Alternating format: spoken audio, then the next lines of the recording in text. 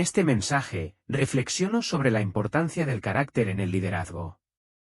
El carácter no es lo mismo que la reputación, mientras que la reputación es como los demás nos perciben. El carácter es quien realmente somos en lo más profundo. Como líderes, el carácter es fundamental, ya que determina cómo tomamos decisiones, enfrentamos los desafíos y nos relacionamos con los demás. Es en las pruebas y las adversidades donde nuestro carácter se forma y fortalece, enseñándonos lecciones valiosas que nos preparan para liderar con sabiduría y compasión. Además, la integridad y la autenticidad son esenciales en el liderazgo. Estas cualidades construyen confianza y respeto, permitiéndonos influir de manera positiva en aquellos que nos rodean.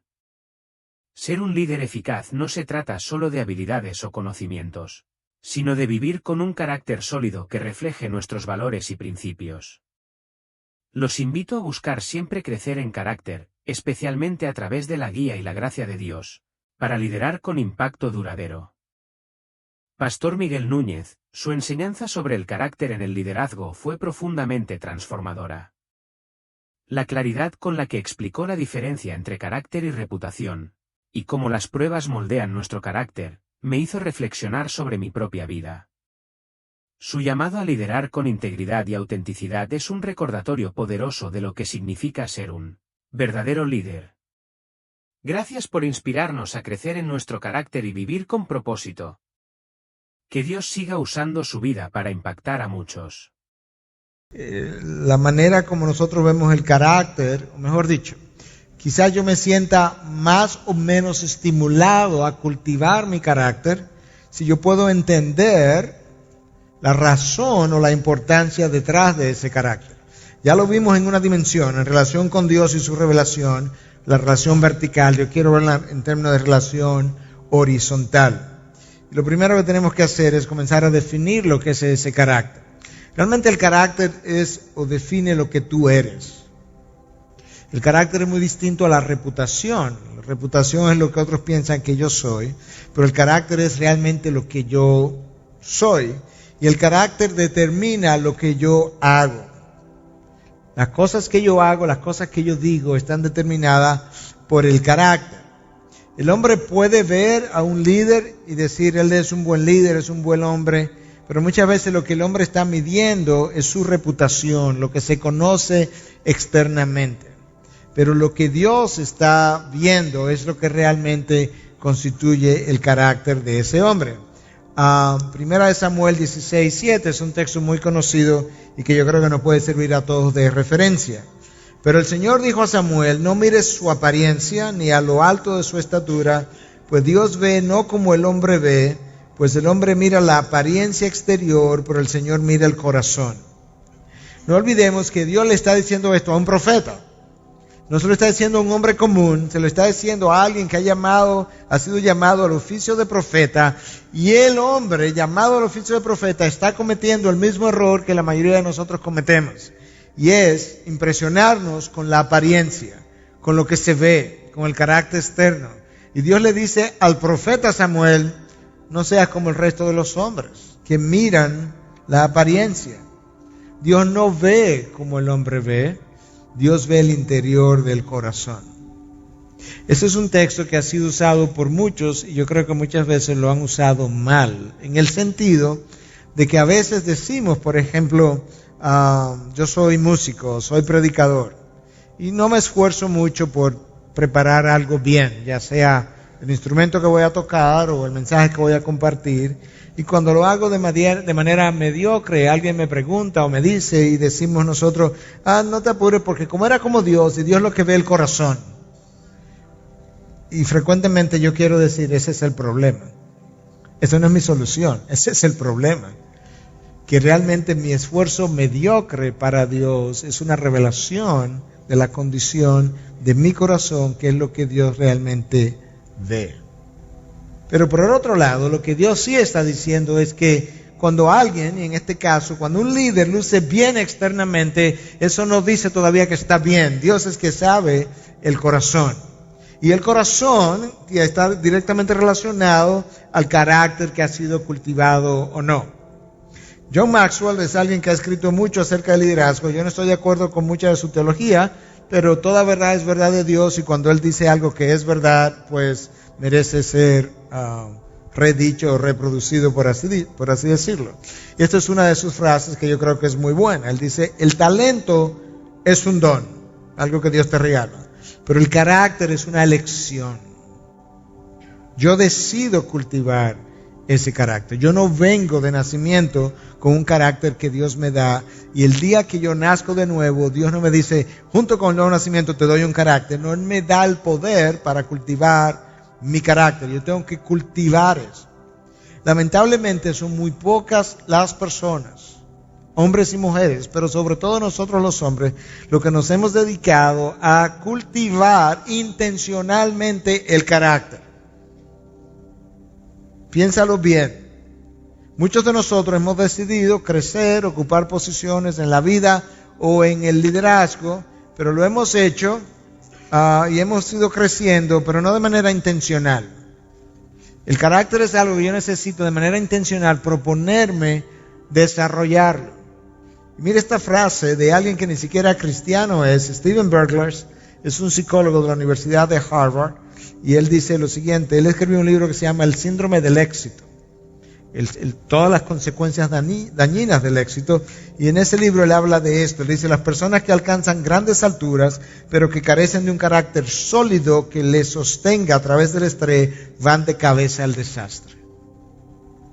Es fácil mantenerme en las circunstancias comunes y corrientes de la vida y decir, bueno, yo creo que tengo un buen carácter porque yo nunca he tenido grandes problemas. No, el carácter se prueba en la dificultad, en las pruebas, cuando la tentación llega. Eso es lo que va a poner a prueba mi carácter. Y yo no sé qué tanto carácter tengo o no tengo desde el punto de vista de santidad hasta que la prueba, la dificultad, la crisis no llega. Cuando la crisis llega, la crisis pone en entredicho o revela el carácter que yo tengo. Ahora, yo decía que en esta sección lo que estamos tratando de ver es la importancia del carácter horizontalmente. En la sección anterior vimos mucho de la importancia del carácter en mi relación con Dios, para el llamado que Dios me ha hecho. Pero ¿cuál es la importancia del carácter a la hora de yo liderar, de yo pastorear, a la hora de yo guiar un grupo en una dirección? Bueno, ciertamente yo necesito entender algunas cosas. Cuando yo soy un líder o yo soy un jefe, la gente puede someterse quizás a mi posición, a mi autoridad, por ser el líder, por ser el jefe, por ser la cabeza. Pero realmente lo que la gente respeta o no es el carácter. La gente no respeta la posición. La gente se somete a la posición porque tiene miedo en ocasiones hasta de perder su trabajo, perder su posición que se le ha otorgado. Pero en realidad hay mucha gente sometida que no respeta en lo más mínimo o al presidente o a su jefe en la oficina o a su pastor o a su líder, porque en su interior no hay un sentimiento de admiración hacia esa persona. Y eso se da porque el carácter es lo que brinda confiabilidad. Y la confiabilidad es necesaria para el respeto. Y nosotros los pastores tenemos que reconocer eso. Nosotros necesitamos que la oveja tenga confianza en nosotros, pero esa confianza es depositada en la medida en que esa oveja puede medir el carácter y determinar o concluir que él es un hombre que merece mi confianza, mi corazón, mis intimidades. Entonces tú comienzas a ver la importancia que tiene el carácter a la hora de liderar. Se ha dicho que liderar es influenciar. Realmente liderar no es jefear, no es mandar, no es ordenar, no es delegar, es influenciar. Henry Blackaby habla de que liderar es influenciar al pueblo de Dios hacia los propósitos de Dios. Yo creo que es una excelente definición. Pero si bien es cierto que liderar es influenciar, no es menos cierto que la influencia del líder depende de su carácter. La influencia del líder depende de su carácter. En nuestro país tuvimos hace unos años atrás un presidente de nombre Joaquín Balaguer. Es un nombre que alguno de ustedes quizás pudiera haberlo oído en alguna ocasión. gobernó 22 años de los últimos, de 30, de forma interrumpida. Fue un tremendo líder, decía la gente en su tiempo. Pero él no influenció, ni cambió, ni transformó una sola persona. Yo no creo que él fue un líder. Yo creo que fue un jefe muy inteligente. No formó a nadie, no formó una próxima generación, no formó a sus seguidores, no formó quienes tomarían el partido una vez él muriera. Y por tanto, el partido ha perdido todo su territorio en la nación. Lo que crea la influencia es el carácter, no son las órdenes, no son los planes, no son las estrategias, es el carácter de esa persona. A mí no me gusta dar muchos ejemplos personales, pero muy rápidamente, sin entrar en detalles. Mi papá murió en el año 1970, yo tenía 11 años y medio, y yo puedo decir al día de hoy, nadie ha influenciado mi vida como mi padre, en 11 años y medio de edad. Y lo que influenció mi vida fue su carácter, que 43 años después todavía nos alimenta en la reflexión que hacemos con cierta frecuencia de su forma de ser, de vivir y de pensar. Entonces eso nos va dando una idea de la importancia que tiene ese carácter. La próxima pregunta es, ¿cómo lo formo? Bueno, hay diferentes maneras como Dios hace eso, pero mira una de ellas en Romanos 5, 3 y 4. Y no solo esto, sino que también nos gloriamos en las tribulaciones, sabiendo que la tribulación produce paciencia, y la paciencia carácter probado, y el carácter probado esperanza. Si te devuelve, la esperanza es el resultado de carácter probado. El carácter probado es el resultado de paciencia, y la paciencia es el resultado de haber estado en la tribulación. La palabra paciencia en el original es upomone, que implica perseverar bajo tremenda presión. Esa perseverancia, bajo esa presión, va formando el carácter. Pablo dice, nos gloriamos en las tribulaciones, no porque a él le gusta sufrir trabajo, pasar trabajo, sino porque él disfruta ver hacia adelante el fruto de la tribulación, que será un carácter probado. ¿Cuántos de nosotros le damos la bienvenida a la tribulación, a las crisis, a las dificultades? Nosotros vivimos en una generación que usualmente vive escapando de la dificultad. Es una generación escapista, pero esa generación escapista no puede desarrollar su carácter, y de ahí que sociólogos, estudiosos de los tiempos de hoy en día hablan de que si esta generación tuviese que afrontar la depresión económica de los años de 1929 y 30, los principios del año 1930, esta generación no tiene la fortaleza de carácter de pasar por ella. Y una de las razones es que es una generación que ha vivido escapando de las circunstancias difíciles, y es en las circunstancias difíciles donde se forja el carácter. Romanos 5 lo revela. Si hay algo que nosotros sabemos de la crisis, es que las crisis siempre revelan el carácter.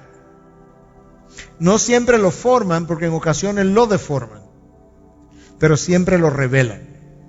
Si tú quieres realmente saber lo que un hombre es o era, o una mujer, simplemente pregúntate cómo él reaccionó cuando la crisis llegó. Su reacción ante la crisis revela siempre lo que él era. Ahora, cuando él abraza esa crisis como algo que Dios ha permitido, como algo que Dios ha enviado, eso forma su carácter. Cuando él se revela en contra de esa tribulación, de esa crisis, la rechaza, no la acepta, eso deforma su carácter. Porque él no ha permitido que la mano misericordiosa de Dios le dé forma en la crisis. Hay una ilustración muy buena, yo no recuerdo si yo la usé el año pasado cuando estuve aquí, porque tú hablas en tantos lugares que luego no sabes qué dijiste, cuándo, cómo y dónde, pero algunos no la habrán oído aún si yo la hubiese usado, quizás no la usé. Pero hablando de crisis, cómo se forma, alguien quería, es una historia real, una señora estaba interesada en ver cómo la plata es trabajada. Y entonces ella se fue a un taller de un platero a ver cómo el platero trabajaba la plata. Ella vio que el platero tomaba una pinza larga, tomaba la plata, la metía en el fuego, y se quedó, una vez la plata estaba en el fuego, se quedó viéndola muy fijamente sin moverse, y de vez en cuando él la doblaba un poco hacia donde él la miraba y volvía, la entraba en el fuego. Y él hizo eso de forma repetitiva varias veces, hasta que en un momento dado él la levantó un poco, la miró y decidió sacarla.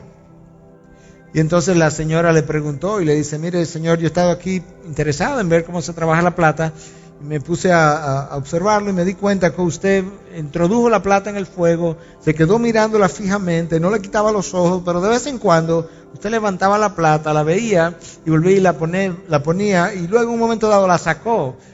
Número uno, ¿qué usted estaba haciendo cuando miraba la plata? Y número dos, ¿cómo usted supo que ya era tiempo de sacarla?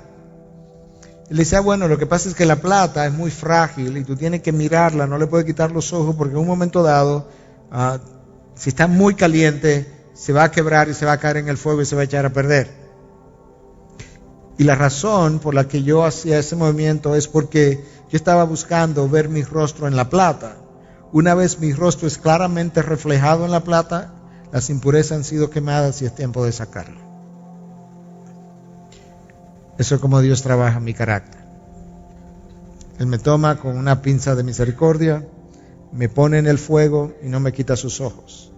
Te guiaré con mis ojos puestos en ti, dijo Dios. Y Dios comienza a verme, a ver si la imagen de Cristo se está formando.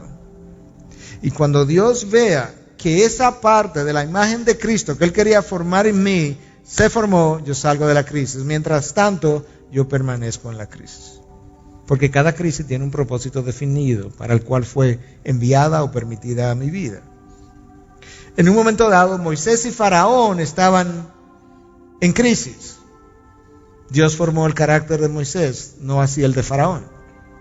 En un momento dado, David y Saúl estaban en crisis. David estaba siendo perseguido y David era el perseguidor. Pero David estaba en una crisis de estrés, de emocional, se sentía amenazado por David. El carácter de David fue siendo formado conforme al corazón de Dios, el de Saúl no lo fue. Pablo y Demas estaban en crisis. Pablo cayó en prisión con frecuencia. Demas era su compañero. Demas se va al mundo, no permite que su carácter fuera formado. Pablo permanece bajo la mano de Dios. Entonces Dios está formando el carácter y el carácter del líder en las tribulaciones. Las crisis son buenas por lo que hacen en nosotros. En primer lugar, las crisis nos fuerzan a buscar de Dios. Y muchas veces, hermano, tenemos que admitir que muchas veces en los tiempos buenos raramente estamos buscando de Dios. A veces hacemos un devocional, pero un devocional no es buscar de Dios. A veces el devocional es hecho. Yo puedo buscar de Dios a través de un devocional, pero muchas veces el devocional es hecho simplemente para ponchar una tarjeta, como decimos nosotros, y ya llenamos nuestra cuota por el día.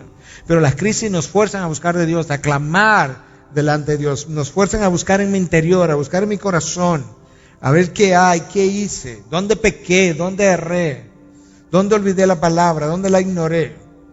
Eventualmente las crisis nos fuerzan a confiar en Dios. Y las crisis comienzan entonces en la medida en que yo busco de Dios, examino mi vida, busco en la palabra, clamo a Dios, nos van enseñando a pensar bíblicamente. Una de mis quejas más frecuentes cuando le hablo a mi iglesia y cuando hablo en otras iglesias es la ausencia de una mente bíblica en el cristiano. Yo puedo entenderlo en el pagano, yo puedo entenderlo en el que tiene 6 meses en la fe cristiana, 1 año o 2 años.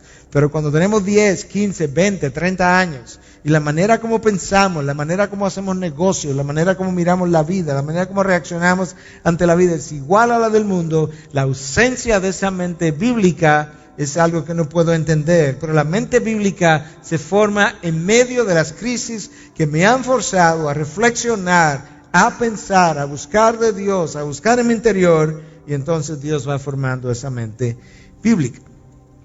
Las crisis también sirven porque traen a la superficie, como ya yo he venido diciendo de otra manera, las grietas. Todos nosotros tenemos grietas.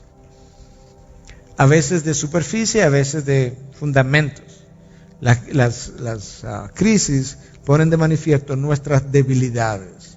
Cuando hay un temblor de tierra que no destruye un edificio, muchas veces cuando inspeccionan el edificio se ve que hay una columna que se agrietó Y entonces los ingenieros determinan, es que esta columna tenía una debilidad que el terremoto o el temblor de tierra puso de manifiesto. Y otra de las cosas que las crisis hacen, y esto lo puedo decir por experiencia, porque yo he estado ahí más de una vez, es que aplastan nuestro orgullo. Nosotros somos individuos orgullosos. El orgullo es el vestido con el cual yo trato de cubrir mis inseguridades, mis temores. Nosotros somos personas orgullosas. Y las crisis aplastan mi orgullo. Me quitan mis muletas. Aquellas cosas en las que yo confiaba, el Señor me las lleva. Y de esa manera entonces mi orgullo se va reduciendo. Yo voy aprendiendo que yo no soy tan competente como yo creía. Yo no soy tan sabio como yo creía. Yo no sabía tanto como yo pensaba. Y eso lo hace la crisis o las crisis. Eso simplemente para ver cómo Dios forma el carácter y cómo Dios usa las crisis en la formación del carácter. Pero yo tengo gran interés en esta próxima parte que tiene que ver con la influencia de un líder y hablar un poco de su carácter. Porque estamos hablando del líder, su carácter y su influencia. Ya comenzamos a hablar de cómo el carácter influencia a aquellos que están siendo liderados. Lo influencia porque es el carácter que levanta el respeto en el otro. Es el carácter que crea la credibilidad. Una vez la credibilidad es creada, entonces los demás están dispuestos a prestarte atención, creer tus palabras, creer tus principios, las verdades que enseñas, a seguir tu ejemplo. Y ahí nosotros vemos la influencia del carácter. Sin embargo, la mayoría de nosotros no estamos familiarizados con lo que ha sido clasificado con las fuentes de influencia. En otras palabras, si yo soy pastor, si yo soy líder, ¿cómo yo influencio a las ovejas que Dios me ha dado en el redil? Entonces queremos hablar de influencias ilegítimas, formas de influenciar al otro que Dios no aprueba, que no tienen la autoridad de Dios, y formas legítimas de influenciar al otro. Y obviamente vamos a comenzar con las ilegítimas para quedarnos con las legítimas, aquellas que Dios aplaude. Todas ellas crean una influencia, todas ellas empujan a las personas en una dirección. Pero la pregunta es, si yo estoy liderando hoy con fuentes legítimas o ilegítimas. Y yo creo que es un examen importante, porque los resultados del liderazgo de mi vida van a depender con qué fuentes de influencia yo manejé el redil, la casa de Dios. Número 1, influencia ilegítima número 1 que queremos mencionar hoy es la posición. El mito la creencia tradicional es que la posición que yo ocupo crea o da autoridad más influencia. Desde una posición yo puedo ejercer autoridad y yo puedo crear influencia. La realidad es otra. La realidad es que la posición que yo ocupo, como el presidente que yo le mencioné de nuestro país, me da la autoridad en el momento en que le estoy ejerciendo. Los otros se someten a mi autoridad. Pero solamente el carácter crea la influencia. Algo que ya habíamos venido insinuando. Solamente el carácter crea la influencia. Y esa es la razón por la que el carácter de ese presidente a la que yo aludí no creó ninguna influencia ni transformó ninguna vida, porque no estaba ahí su carácter.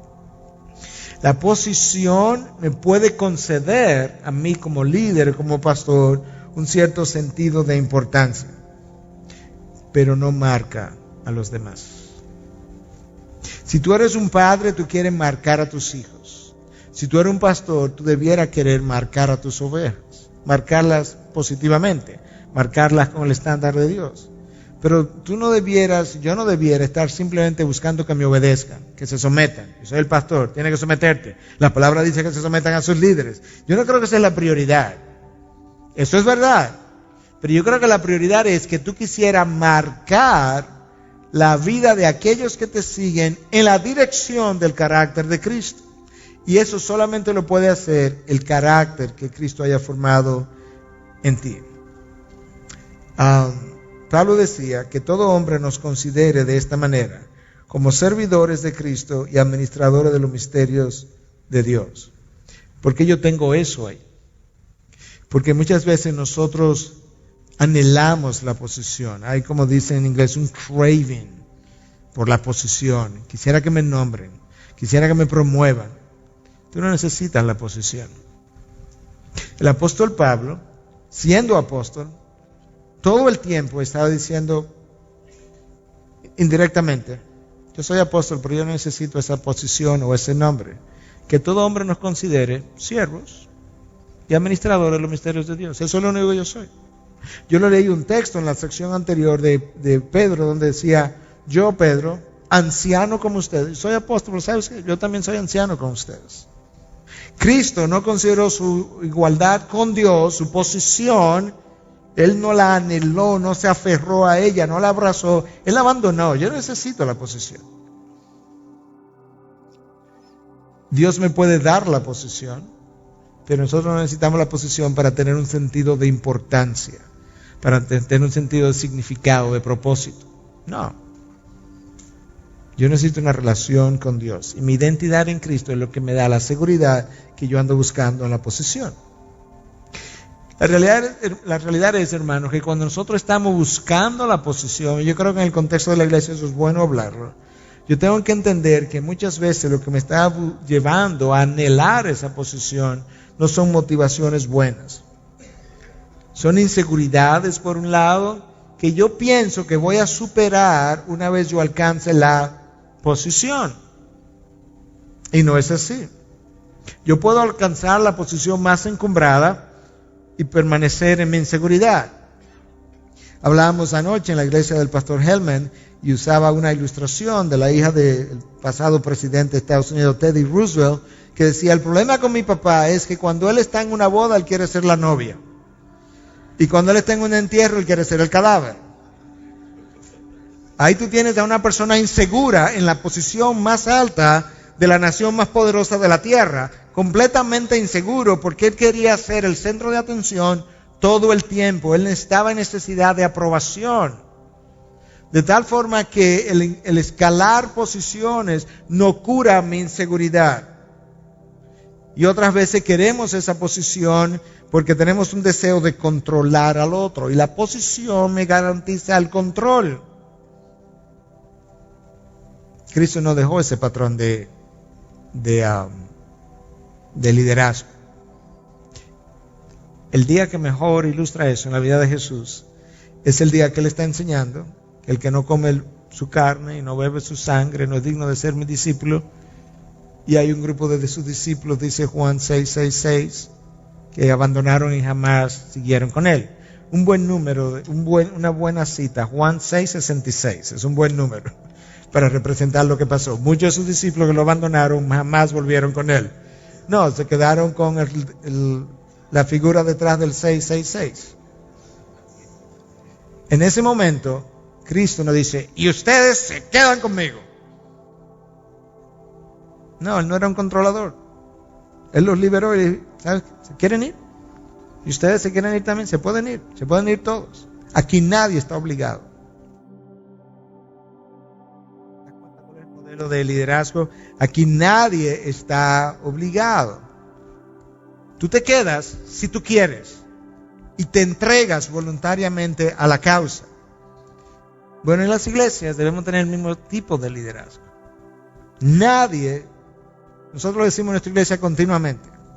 No queremos a nadie obligado haciendo nada. ¿Sabes por qué? Porque tu corazón no va a estar ahí. Nosotros queremos que hagas algo de corazón.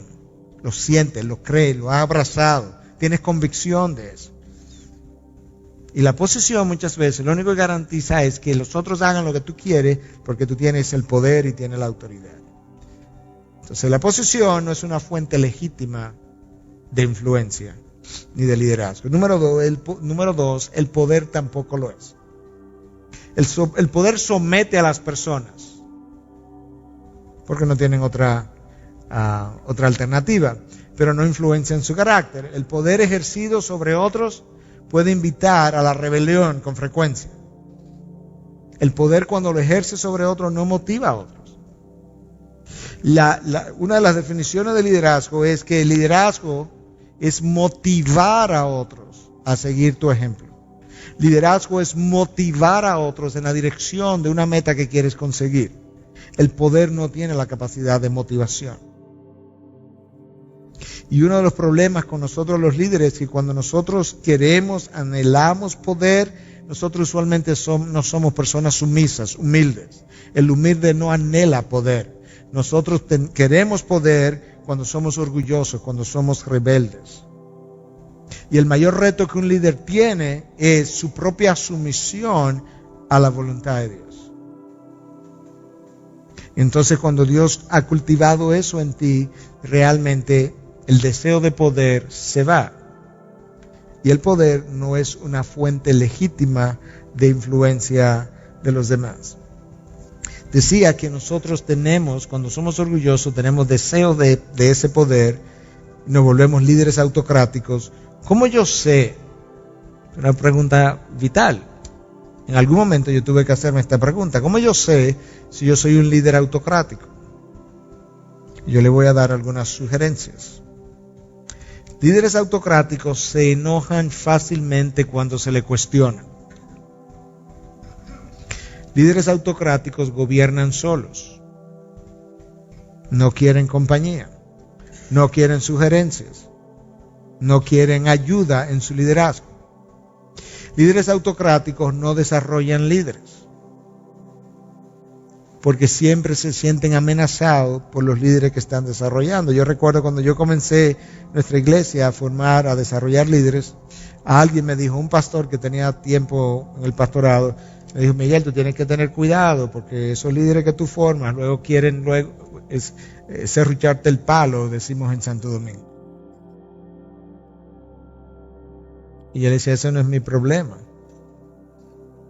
Yo tengo que desarrollar líderes por múltiples razones, pero una de las razones es que yo no puedo liderar solo. La iglesia crece y la iglesia necesita de una multitud de consejeros que pueda aportar su sabiduría. Yo no tengo todos los dones, yo no tengo todos los talentos, yo necesito de otros dones y talentos que yo no tengo para enriquecer y fortalecer mi liderazgo. Y esa es la razón entonces por la que líderes autocráticos no desarrollan líderes, es continuamente pensando que alguien pudiera quitarle la posición o robarle terreno en su posición. Ese líder autocrático quiere ser obedecido, no porque la palabra lo dice, no porque la palabra lo enseña, sino porque yo tengo la posición. Yo soy el pastor, tú tienes que someterte, tú tienes que seguir. Y yo estoy de acuerdo que la palabra nos llama a someternos a la autoridad que están, ya lo he dicho más de una vez. Pero por otro lado, yo tengo que recordar que detrás de la autoridad que yo ejerzo, la razón para la sumisión no es mi posición en sí, es la verdad y el Dios que yo represento. Y por tanto yo tengo que encarnar eso, para que la sumisión no sea a mí, sino al Dios que represento y a la verdad que represento. Y yo creo que eso nos va a ayudar. Yo escribí esto en alguna ocasión y lo puse aquí en esta presentación porque creo que es importante recordar. No podemos obedecer simplemente porque el líder tiene la posición y el poder. Obedecer al líder es parte de nuestro llamado, pero esa obediencia no es a ciegas. Watchman Nee, en su libro sobre autoridad, creo que se llama así, Autoridad o la autoridad del líder, dice que aquellos que siguen al pastor tienen la obligación de someterse al pastor, aun cuando él esté en pecado y esté pecando, y que ellos no tienen que preocuparse por ninguna consecuencia porque simplemente se estaban sometiendo a una autoridad que la palabra le manda a obedecer. No, tenemos que obedecer a Dios antes que a los hombres. Y por tanto, mi obediencia no puede ser a ciegas. Mi obediencia tiene que ser una obediencia informada por la palabra, por el estándar de Dios. Pero esa obediencia es motivada por el carácter del líder que ha cultivado una consistencia en su caminar. Número 3, hay un número 2, debió haber habido un número 3. Personalidad no es una fuente legítima de influencia o de liderazgo. El carisma que tú tengas, la personalidad charming, como dicen en el inglés, o atractiva, puede atraer una multitud en un momento dado, puede atraer un grupo, puede mantener un grupo de personas alrededor de ti por un tiempo, pero no lo vas a ayudar a crecer, no lo va a ayudar a transformar, no lo va a mover de donde están, a donde Dios quiere que estén, porque la personalidad no tiene la fuerza de impacto que el carácter puede tener. El carisma no le da profundidad a la vida del líder, pero tampoco se la da a la vida de los liderados. El carisma no le da profundidad ni a la vida del líder ni a la vida de los liderados. Y en realidad la personalidad es la parte externa que tú ves de cómo yo vivo. Eso es fácil de fingir incluso, pero al final, como decíamos a través de la cita que leímos al principio, Dios está interesado en el corazón, lo que yo soy en el interior. Cuando yo voy a mi casa donde nadie me ve, yo cierro la puerta, estoy en mi estudio, abro la computadora, en ese momento lo que yo soy, cómo pienso, cómo me comporto, eso habla del carácter de mi persona, y en eso es que Dios está interesado. Y ese carácter va a crear la influencia en mi familia, en mi iglesia, en la sociedad o en el trabajo donde yo estoy. El poder, la posición y la personalidad, 3 P's, no son fuentes legítimas de influencia. Bueno, entonces, ¿cuáles son fuentes legítimas de influencia? Vamos a ver 3. La autentificación de Dios, el carácter y la integridad que hemos venido hablando. No quiero sonar como que estoy lloviendo sobre mojado, pero algunas cosas ya dichas ya no lo vamos a decir. Y finalmente, una historia exitosa. Vamos a ver en la palabra algunas de esas cosas, cómo lucen. Número 1, la autentificación de Dios. Mire este texto de Josué 1:5. Nadie te podrá hacer frente en todos los días de tu vida. Así como estuve con Moisés, estaré contigo. No te dejaré ni te abandonaré. Cuando Moisés habla con Josué, o Dios habla con Josué acerca de ser su sucesor, si yo hubiese sido Josué, yo pienso que él le pasó lo mismo, debió haberse sentido intimidado. Calzarse las sandalias de Moisés era una tarea intimidante. Moisés debió haber tenido sandalias de este tamaño para tú colocártela. Pero cuando Dios le dice, de la misma manera, no similar, de la misma manera que yo estuve con Moisés, yo voy a estar contigo. No te dejaré, ni te desampararé. Yo creo que a Josué le crecieron los pies inmediatamente. La autentificación de Dios. Las cosas no ocurren detrás de un líder porque sí. Hay un llamado, hay una colocación de Dios, hay dones, hay talento y hay una gracia de Dios sobre ese líder o liderazgo. Y esa gracia es lo que hace que las cosas ocurran. Si tú le remueves esa gracia al liderazgo y no le remueves nada más, las cosas dejan de ocurrir. Porque es la gracia de Dios operando en y a través de los dones, talentos, carácter, llamado, posición del líder que crea todo el movimiento que usted está viendo. Es Dios. Él pone en nosotros el querer y el hacer para su beneplácito, por su buena voluntad, para la gloria de su propio nombre. Dios está más interesado en su gloria, en lo que ocurre aquí abajo, que nosotros mismos. Y Él lo hace a través de instrumentos humanos. Y cuando Él escoge un instrumento humano, ese instrumento humano con un bastón es capaz de liberar a 2 millones y tantas de personas de las manos feroces de un faraón.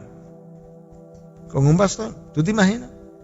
A Moisés siendo enviado a Egipto a liberar al pueblo. Y que cuando él fue a hablar con los líderes del pueblo, no, que Dios me envió a liberarlos. ¿Y qué ejército tú tienes para liberarnos? Este bastón. Pero ¿sabe cómo ocurrió? Porque Moisés había sido autentificado por Dios. Dios le dio su respaldo. Míralo aquí otra vez. 1 Samuel 3:19. Samuel creció y el Señor estaba con él. Estas frases en la palabra, cuando tú estés estudiando la palabra, tú no lo puedes pasar por alto, no la puedes pasar desapercibida. El texto no dice, Samuel creció, no dejó sin cumplimiento ninguna de sus palabras. No dice eso. Dice, y el Señor estaba con él. Dios quiere que yo preste atención que lo que Samuel hizo, lo hizo porque Dios estaba con él. Y como líder y como pastor, yo necesito querer, desear, buscar que Dios esté conmigo. Si Dios no va a estar conmigo aquí, detrás de este púlpito, aquí arriba, yo no quiero estar aquí en el día de hoy. Yo solamente quiero estar en Juárez, o quiero estar en Argentina, o quiero estar en República Dominicana, si Dios va conmigo. Si Él no va a ir, yo diría lo mismo que Moisés. Si tú no vas con nosotros, entonces mejor no vamos. Eso es lo que ocurre en un momento dado cuando el pueblo peca y Dios se irrita con el pueblo y le dice a Moisés, ¿sabes qué, Moisés? Yo no voy con ustedes de aquí en adelante para no destruirlo. Yo te voy a enviar un ángel con ustedes. Y Moisés le dice, ¿un qué? Un ángel. Yo no sé quién es ese ángel. Yo no conozco su nombre, tú no me has dicho quién es.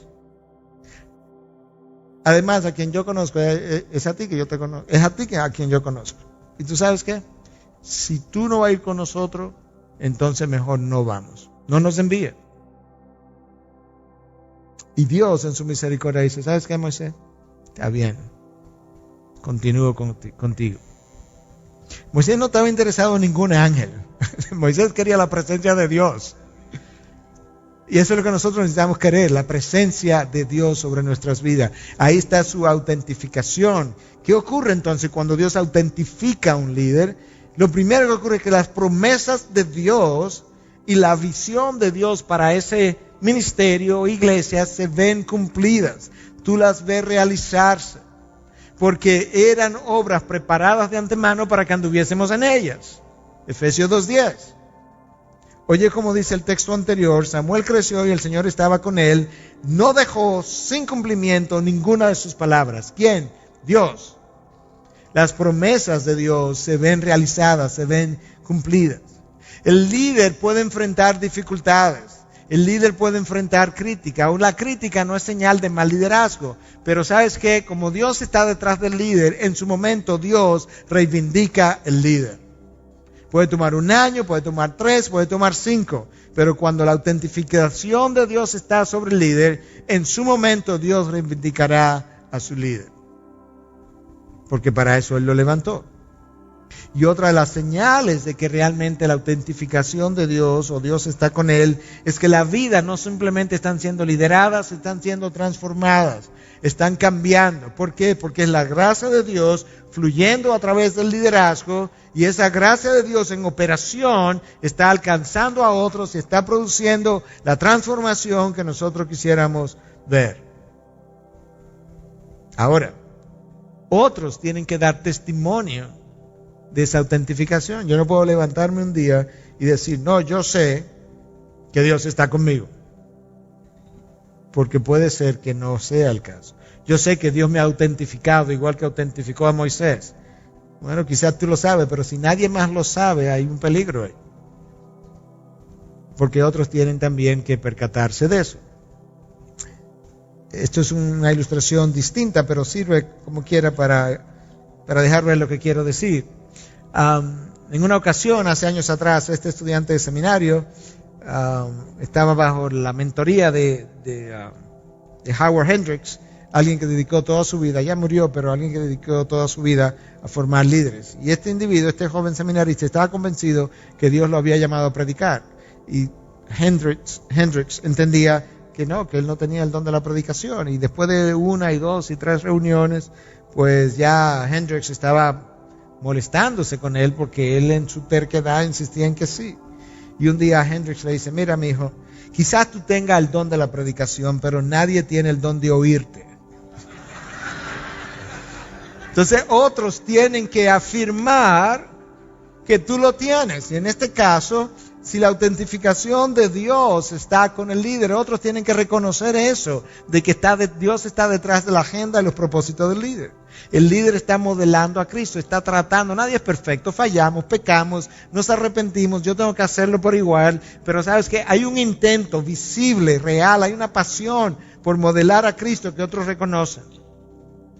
Y cuando Dios está autentificando a ese líder, el líder se siente seguro en su posición. Él no se siente amenazado. Él no siente que otros vienen atrás a cerrucharle el palo, por así decirlo. No, Dios me ha puesto aquí. Dios me ha puesto aquí y yo estaré aquí hasta que Él me tenga aquí. Él no siente la competencia de otros. Eso es importante para la tranquilidad del líder. Entonces, una fuente legítima de influencia es la autentificación de Dios. La otra es carácter e integridad. Hemos hablado bastante del carácter. Yo simplemente quiero decir un par de cosas acerca de la integridad. Definámosla primero para que entendamos lo que es. Aquí hay varias definiciones de un diccionario. Adherencia firme a un código de valores, específicamente morales o artísticos. No pase por alto la palabra firme. Adherencia firme. Es una condición no alterada. La cualidad o estado de estar completo o no dividido. En inglés, este diccionario habla de soundness. Algo que es sound, algo que es sólido. Libre de error. Todo eso son definiciones de integridad. La integridad, formando parte del carácter, es una fuente poderosa de influencia. Ahora, cuando yo hablo de integridad, yo tengo que entender varias cosas. Y este es un tema, la integridad es un tema frecuente entre nosotros, precisamente por el nombre que lleva nuestro ministerio, y es algo de lo que hablamos continuamente. Cuando yo hablo de integridad, yo tengo que entender tres cosas. Número uno, la integridad implica discernimiento de lo bueno y lo malo. Número dos, la integridad implica que va a haber una congruencia entre lo que yo hablo y como yo vivo. Y número tres, que es donde yo creo mucha gente tropieza, es que la integridad demanda, no solamente sugiere, demanda que yo tenga una identificación pública con aquello que yo creo. Porque mucha gente cree muchas cosas que no quiere hablar en público por el medio a ofender, el miedo a herir, por medio a las reacciones. Eso no es íntegro. Tenemos que hacerlo sensiblemente, sí, pero la integridad demanda que lo que yo creo y afirmo en privado, lo creo y lo afirmo en público. Y eso es vital. Y eso frecuentemente yo tengo que hacerlo a un costo. Cuando Juan el Bautista se identificó públicamente con lo que él creía en su corazón y dijo a Herodes, tú estás viviendo con la mujer de tu hermano, eso le costó la cabeza. Y nosotros tenemos que estar dispuestos a pagar el costo. Es ahí donde se prueba mi integridad. Cuando a Daniel se le pidió que se postrara delante de esta estatua, su integridad fue puesta a prueba. Inmediatamente le dijeron, bueno, si no, te tiramos a los leones. Pues tírame a los leones, yo pago el costo. ¿Con qué lo va a pagar? Con mi propia vida, está bien. Lo que no voy a hacer es violar mi integridad. La integridad tiene un costo y el costo sale a relucir en las crisis, si está dispuesto a pagarlo o no. La integridad involucra mi corazón, involucra mi mente, involucra mi voluntad. Y para nosotros que somos predicadores o líderes o maestros de escuela dominical o lo que sea, yo tengo que recordar que a la hora de ver lo que es la integridad, para que yo no ande confundido, que es posible predicar lo que nosotros no amamos. Cuando alguien continuamente dice la palabra de Dios, no, que no es fácil, la voluntad de Dios no es difícil. Eso no suena como el salmista que dice, oh, cuánto amo tu ley. Yo puedo predicar lo que no amo. Yo tengo que pedirle a Dios entonces que me dé amor por su palabra para que yo pueda decir, oh, cuánto amo tu ley, es más dulce que la miel. Yo puedo predicar lo que no creo. Y yo lo he visto. Pero era lo que se esperaba. Era lo que, en una iglesia en particular en la que estuve, era lo que los administradores de las finanzas esperaban escuchar. Yo puedo predicar lo que no practicamos. Predico, pero no lo vivo. Y finalmente yo puedo orar y pedir incluso lo que realmente yo no quiero. Nosotros somos tan autoengañados por nuestro corazón engañoso, valga la redundancia, como dice el profeta Jeremías, que a veces le estamos pidiendo una cosa a Dios porque yo sé que eso es lo que la palabra dice que yo voy a estar pidiendo. Pero cuando yo me paro de mis rodillas, si estaba arrodillado y me voy a vivir, yo vivo de una manera completamente contraria, porque en el fondo de mi corazón, yo lo pedí, pero yo no lo quiero. Y eso no es íntegro. Por eso es que estoy enfatizando lo que implica la integridad. La integridad envuelve el corazón, envuelve la mente, envuelve la voluntad. El corazón va a tener deseos. Y por tanto, como tiene deseo, el corazón va a querer hacer cosas. El corazón le dice a tu mente lo que quiere hacer. Cosas pecaminosas. No está bien, pero tenemos que admitir que mi corazón es como el de Pablo. Lo que no quiero hacer, eso hago. El corazón le dice a mi mente, yo quiero hacer esto, yo quiero hacer esto, yo quiero hacer esto. La mente debe decirle al corazón lo que debe hacer. Sí, yo sé que tú quieres hacer eso, pero la palabra dice que esto es lo que tú tienes que hacer. Entonces tú vas viendo cómo se está dando el proceso. La integridad entonces le va a decir a tu voluntad lo que tiene que terminar haciendo. Es la integridad que resuelve el conflicto entre el corazón y la mente. La mente y el corazón entran en conflicto en un creyente. El corazón deseando el pecado, la mente diciendo, pero no lo puedes hacer. Y la integridad es la que construye el puente y resuelve el conflicto y dice, no, esto es lo que debes hacer en contra de los deseos del corazón. La integridad entonces, cuando yo la entiendo bien, involucra una relación conmigo mismo y involucra una relación con los demás. Y yo quiero enfatizar eso porque muchas veces a la hora de orar, nosotros no somos íntegros porque no tenemos el concepto de integridad para conmigo mismo claro. Nosotros vamos donde Dios porque ofendimos a alguien. Entonces le decimos a Dios, tú sabes Dios que yo ofendí a Pepe, pero es que Pepe tiene una personalidad muy difícil y yo no puedo con él, yo tengo ya 2 años tolerándolo, pero perdóname, amén. ¿Se cree que eso fue íntegro? No, yo creo que lo íntegro hubiese sido esto. Señor, yo ofendí a Pepe porque lo que Pepe me dijo hirió mi orgullo. Y yo soy una persona orgullosa todavía. Gracias por mostrármelo. Gracias por usar a Pepe para mostrármelo. Perdóname. O a Carlos. O a Pedro. Y ya. Es ahí donde termina. Todo el otro color que yo le di es mi forma de yo pensar que puedo bajar las consecuencias de Dios hacia mí una vez yo le dé color. Por toda esta personalidad que yo describí. No, hermanos. Por eso es que la integridad envuelve una relación conmigo mismo. Mira como Pablo lo dice. Tener cuidado de vosotros. Yo leí este texto ya. Y de toda la grey. Pero el cuidado comienza conmigo. Tener cuidado de vosotros. Y luego de toda la grey. Por eso es que Cristo dice, amar a tu prójimo como a ti mismo. La relación que yo guardo conmigo mismo, la salud de esa relación es vital para la salud de la relación con los demás. Tener cuidado de vosotros y de toda la grey. Ama a tu prójimo como a ti mismo. Y de esa misma manera, entonces, cuando yo no soy íntegro conmigo mismo, yo no soy íntegro con los demás. Porque estoy dispuesto a autoengañarme. Generaciones anteriores, hablando de las fuentes de integridad, ¿verdad? Fuentes de influencia como la integridad. Generaciones anteriores no estaban tan interesadas en el carácter del líder, pero eso ha cambiado. En la época de John F. Kennedy, John F. Kennedy era un hombre en buen lenguaje latino mujeriego. A la sociedad nunca le importó eso. La sociedad vivía enamorada de Johnny. Hoy eso no ocurre así. Ahí tuvo el ejemplo de Clinton y Mónica Lewinsky. Las generaciones hoy en día están interesadas en el carácter del líder, aunque ellas no tienen el carácter que le exigen al líder.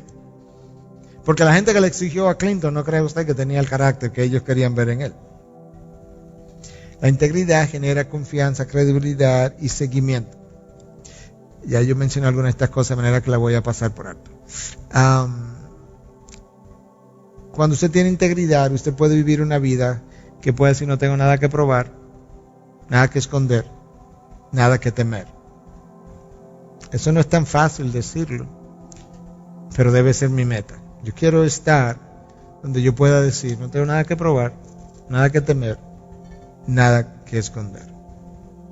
Ahora, yo quiero decirnos a nosotros los líderes: la integridad por sí sola no es suficiente. A la hora de liderar, yo tengo que ser competente. Yo no hago nada con una persona muy íntegra, altamente incompetente.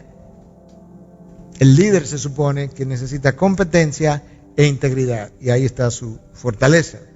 Este es un ejemplo que yo he usado múltiples veces, y tengo que ir cerrando porque el tiempo se ha ido. Yo he usado este ejemplo múltiples veces y lo voy a usar una vez más, porque yo creo que es un buen ejemplo de una falta de integridad.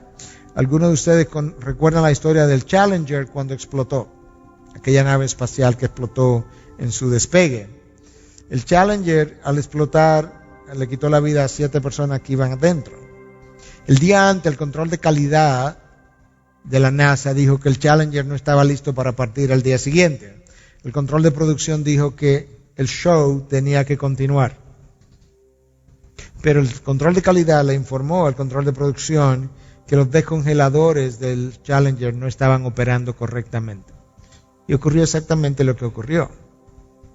Eso fue una falta de integridad de parte del departamento de producción, que en su orgullo no escuchó la recomendación del control de calidad. Y de esa misma manera, muchas veces nosotros en la iglesia, tratando de producir, tratando de evangelizar, tratando de crear ministerio, ese es el departamento de producción. Hay que hacer, aquí hay necesidades sociales.